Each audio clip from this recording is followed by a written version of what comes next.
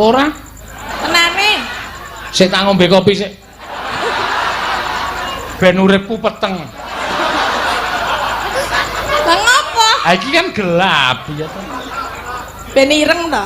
Heeh. Piye? Ben ireng. Wes nek ireng.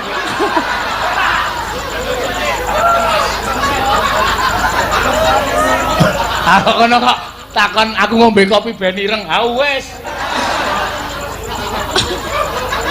Wis ireng. Mbok diputihke.